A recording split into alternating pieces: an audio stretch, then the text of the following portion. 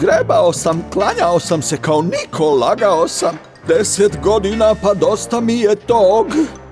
Ali pobeći ću danas, uzeo sam zlato svo, beše tu, kako odbiti sad to?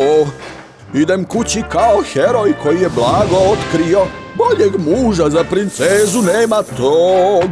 I sad prosaci, ja sam dobar, vraćam kraljevstvu moć i sa krunom, kako odbiti sad to? Dignite čaše i kličite sad, slavite kralja Premingera, da!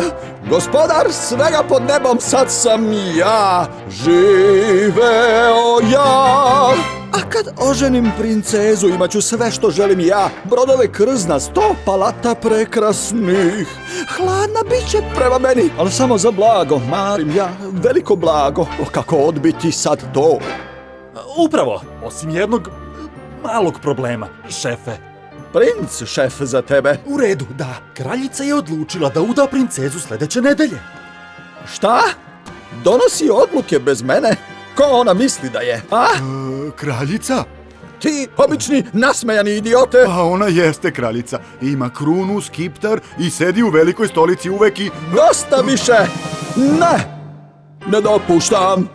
Ja neću sad odustati jer kraljica je drugoga izabrala!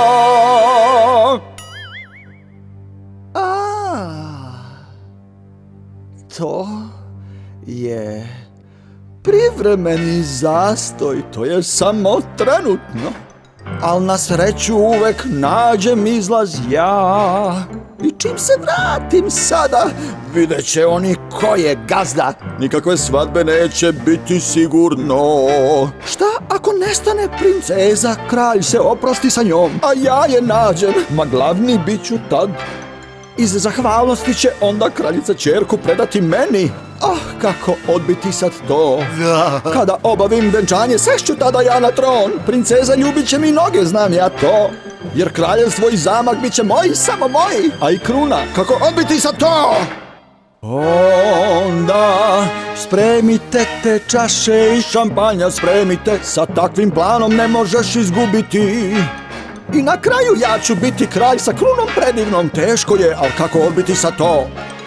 Kako odbiti sad to?